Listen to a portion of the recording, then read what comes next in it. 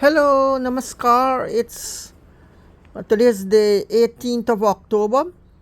It's in the Diwali season for 2025, the year 2025.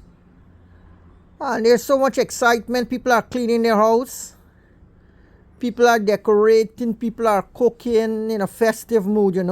This holiday helps to give you a spiritual impetus, a push. Satsang, these festivals help you to facilitate to enjoy a good environment, higher state of mind, healing of the body, the spirit, soul. So make use of it nicely. Right here in Guyana now we have the big Hindu organizations.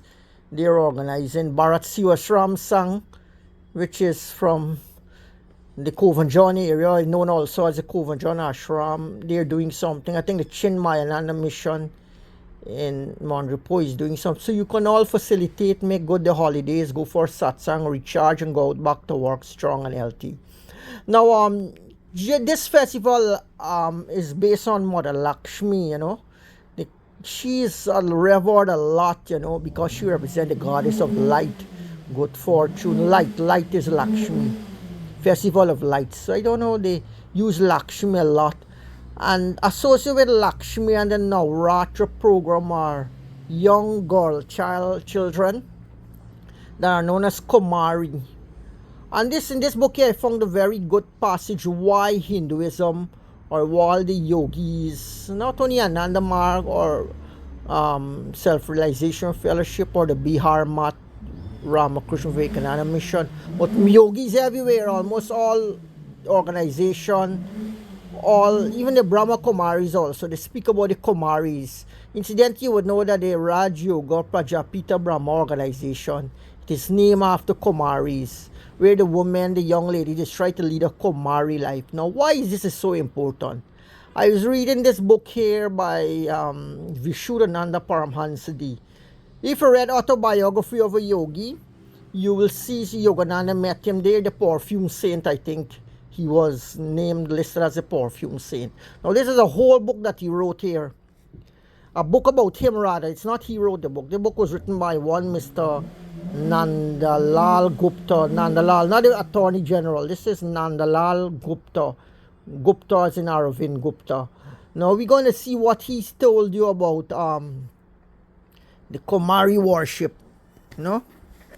It's very interesting because this is a festival.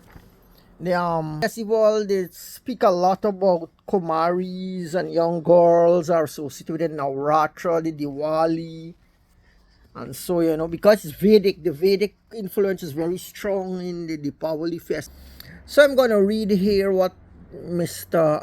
Vishuddhananda is saying, Paramansa. And what he said, I'm going to read from this point. You must regularly, and especially on auspicious festival days like Purnima, the full moon day, Amawas, the last day of the dark fortnight. Now, Amawas would coincide with Deepavali, it's a dark night. And Astamani, 8th day of the lunar fortnight, etc., give something in charity. On this day, you must feed, what he says, virgins. You must feed virgins that are known as Kumaris. And he elucidated on Kumari. He said Kumari is a virgin, is a direct manifestation of Jagadamba, the eternal mother. A virgin of less than 12 years of age, preferably the daughter of a Brahmin. This is the priestly caste, And we can remember there's Aaron, the brother of Moses from Israel. Many of his descendants are in India among the Brahmins. This is what DNA testing, genetic testing, found recently in the 2000 eras. That the priestly castes in India, the high priest Brahmins, many of them carry the genes of the Israelite Jew Aaron, brother of Moses. So here he's speaking about daughter of a Brahmin who has not attained puberty should be fed on every Monday or aforesaid auspicious days. She should be seated with all respect on a pure asan of kusha. Kusha is a type of grass, and fed on puris, halwa sweets, made preferably out of milk cream, vegetables and fruits to her satisfaction. Thereafter, she should be offered a betel leaf and a 4 anna coin and respectively sent away after due obeisance. By doing so regularly every week, many a disaster of the household are averted, and health, happiness, and prosperity are assured. In this Iron Age, Kaljug, there is no yagya, religious sacrifice or oblation, better than Kumari Bhojan, virgin feeding, but it should be done with due faith and reverence, and within one means, not extravagantly. Kumaris may even be fed on simple puri, halwa, or only a couple of fruits if you have full faith but small means. But a better leaf and 4 anna coin must always be given, and obeisance in the end. Thereafter, you should partake of what is left uneaten from the plate of the Kumari. Once you have full faith and do it with due reverence, many of your troubles will be greatly mitigated and you will be blessed with plenty. Now, mitigation means actually decrease, lessen, attenuated, So we see this is probably why the Nepali people have this system of Kumari worship in Nepal. And the legend is that anybody who marry a Kumari later on, if they marry a Kumari or somebody who was a Kumari before, their life will be short. So in Nepal, the tradition is very strong, and in Orthodox Hinduism, no one Acharya was telling me that the late Dada Prashantanan, he said that these cultures are more preserved in the villages, the rural areas. He said today India is becoming so much a replica of Europe, everywhere you find the old things are being replaced by the new.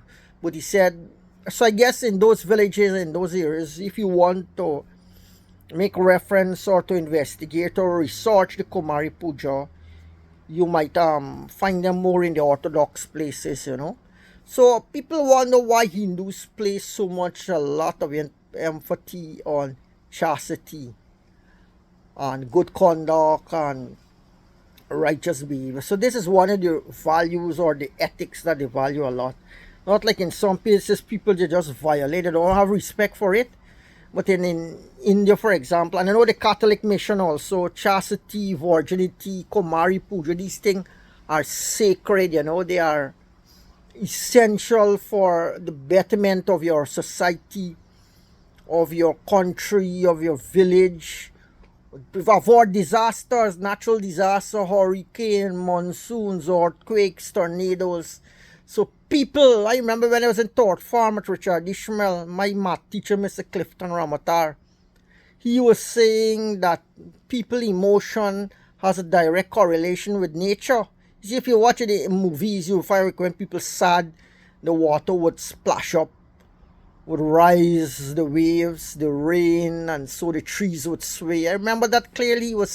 We had a class and he was telling us, See, that's why I like with Indians education school, they had a lot of discussion and talks on philosophy and so on.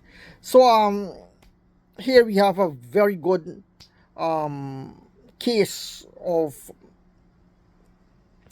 virgin worship or Kumari Puja, Kumari Bhojan, as the saint was saying, why it is emphasized, why it is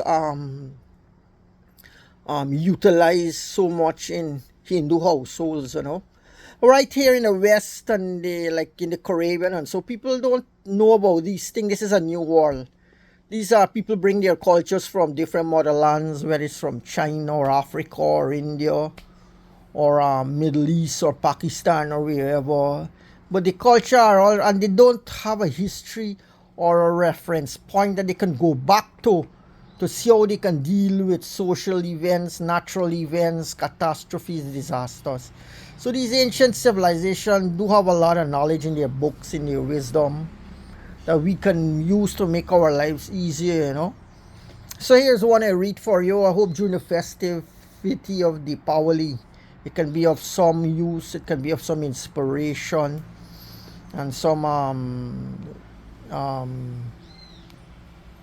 furtherance to your practices and way of life. You know, we hope that people will come to respect each other more in the secular world, in the social world, in the material world. You know, people here in this modern time, they violate principles and virtues so much that these books, these old texts, they tell us what we lose by practicing simple things, little things, you know.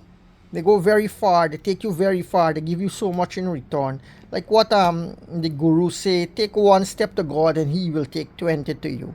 It's as simple as that. Namaskar, happy Diwali 2025. I'm Rajesh Gear. I'm up at Sand Road here, Sophia, North Sophia, Lelandal area. And it's around 12:30 p.m. Namaskar.